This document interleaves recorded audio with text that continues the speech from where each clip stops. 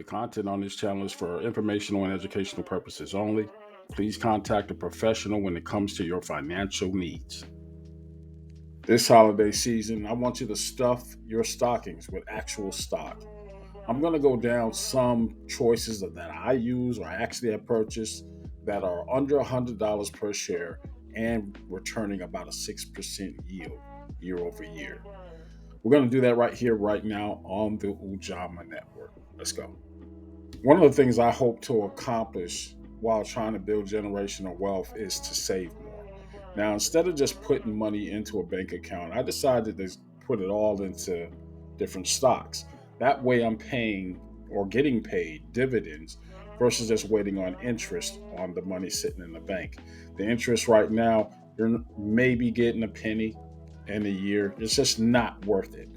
What I got today off of one um, brand of stock that I owned in the way of a dividend payment was like $2 for this small amount of stock that I currently own. That number only goes up when you are purchasing more and more stock.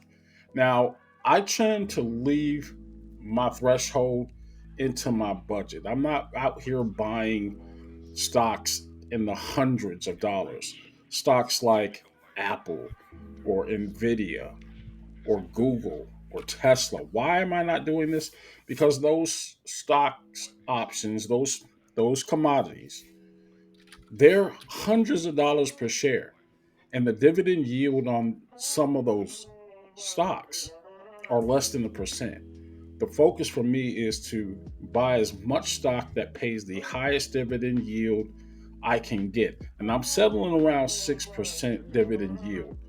And I'm going to go down the list of some of the stocks that I've purchased and let you know where to look for that dividend yield.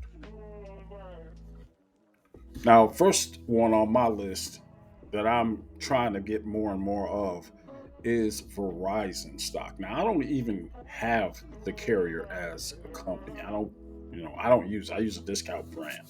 However, that 6.5% dividend yield that it pays for a stock that's selling for under $50, that's something that you want to definitely take advantage of. What you're trying to do is get the most bang for your buck. My goal is to try to keep it short, sweet, and simple.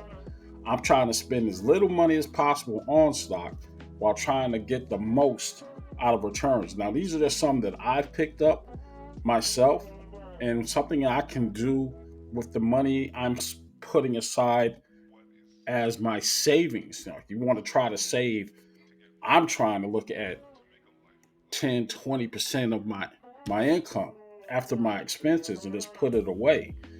That's my goal, trying to be very aggressive with my savings. So if I get paid, 2,000, I want to put $200 away.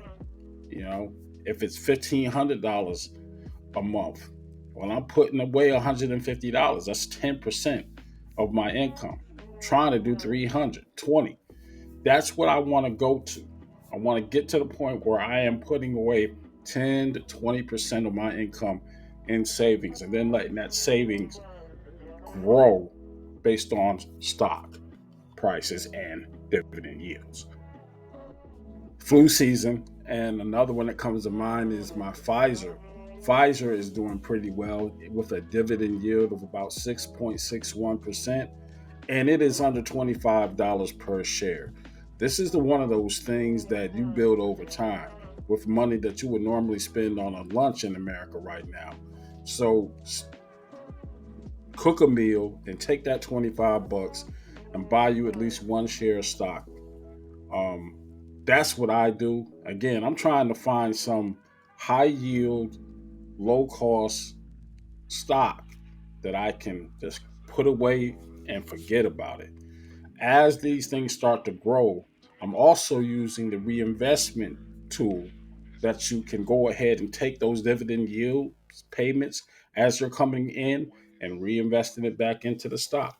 So, unlike a bank's interest, which grows over time monthly, these quarterly payments from dividend yields, one quarterly payment equals or more than equals triples what you're earning on regular bank interest for the same amount of money. It's just that simple. It's just a game of math. Have your money work for you, no matter how much or how little that work is doing. It's just the way to go. Conagra is another one, and this is a agricultural company that is doing big numbers for me. Conagra pays over 8% in a dividend yield, and the stock is only trading at about $17.06 per share.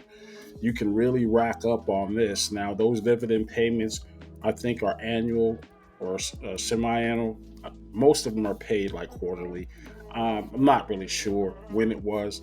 Now, I did have a dividend payment yield from one of my other shares um, of stock from another company, but these three are where I want to be. Again, a good range is 2% to 6%.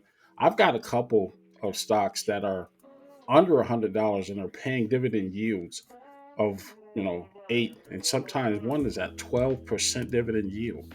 I like that kind of stuff. This is a good place to put some money in and have it give you more money to reinvest. This will be your savings account. This is the new savings model for me.